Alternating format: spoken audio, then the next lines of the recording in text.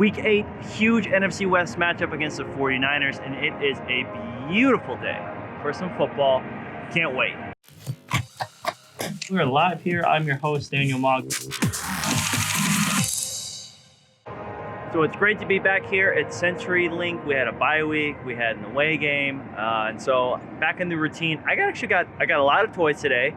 I have the iPhone 12 Pro, which I'm very excited about to use and test out. And then I got the handy dandy film camera, bringing it back. I've shot a couple games with it, but I knew the weather was going to be amazing today, so I wanted to make sure that I got some film shots from today's game. Not quite as great, obviously being in the stands.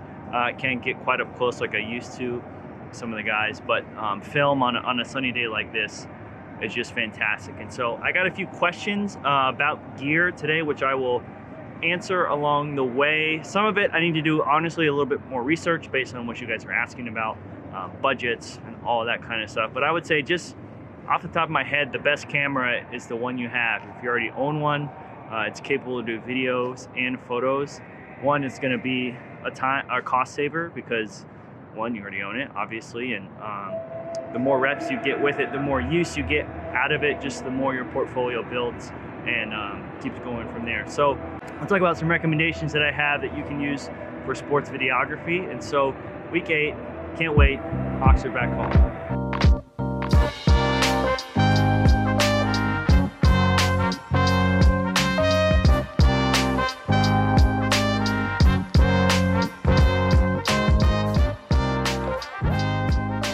So this is my film camera, Canon A1 program. It was like 125 bucks, I think, on eBay that I got for the lens.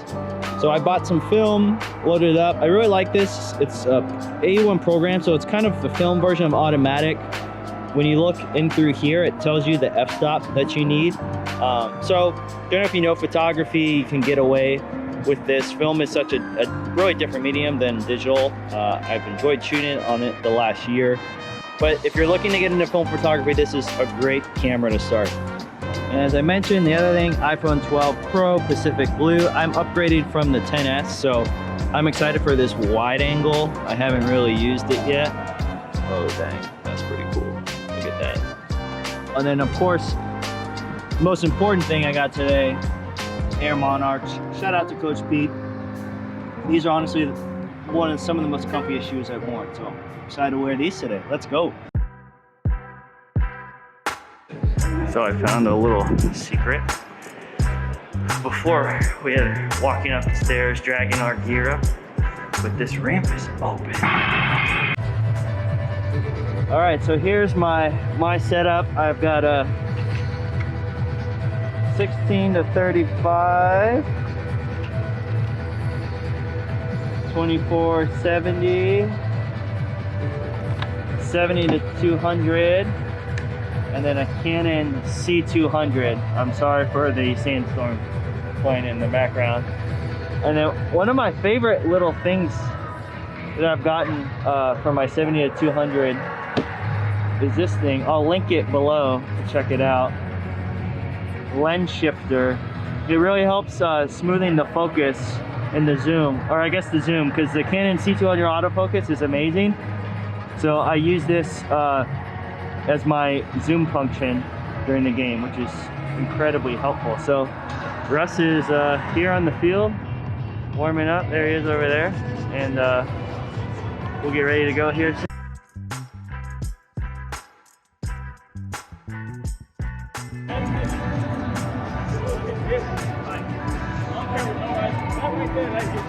That's ready, son. What up, baby? Let's go, Hawks. Let's go. 1-0. Let's get it done. So while we wait for Russ to come back out, I'm going to share a couple reasons why I love the Canon Cinema series, especially for shooting football. One, the autofocus is just amazing. It's unmatched.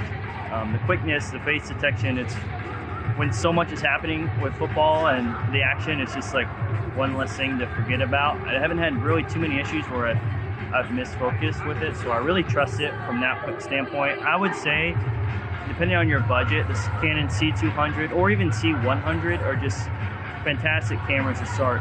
If you're shooting sports, it gives you it gives you access to all the Canon EF lenses, you know, ranging from like 400 to 200 to 400, or even just 24 to 70. So really, whatever you need. And then it has the ability to shoot either in the 60 frames per second, even for both the C200 and C100, which I love shooting for sports. So those are two cameras I definitely recommend if you're shooting video.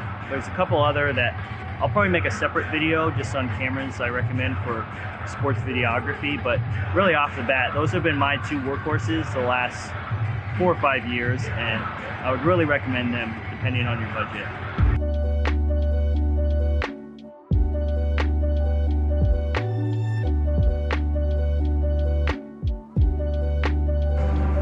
Whew, okay, it's halftime. Pretty hungry. Keeping the healthy snack trend, but we wanted to talk about the little lens shifter gear that I mentioned earlier that I use on my 7200.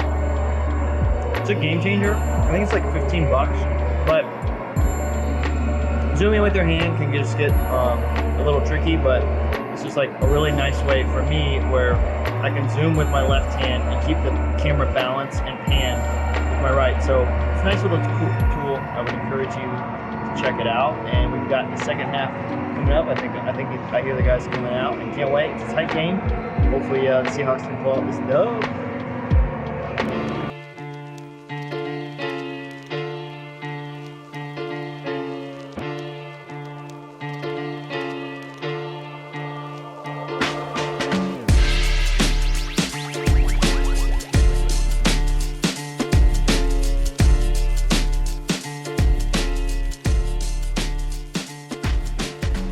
Another dub. Seahawks are 6-1 after the first 8 weeks of the season.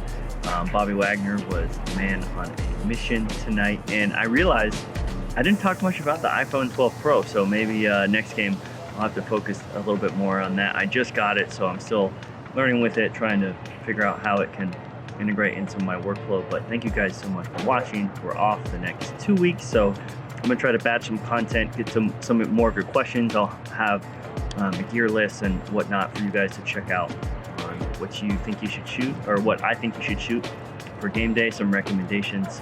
Oh, and my phone is ringing right now, so I gotta run. Go Hawks, we'll talk to you soon.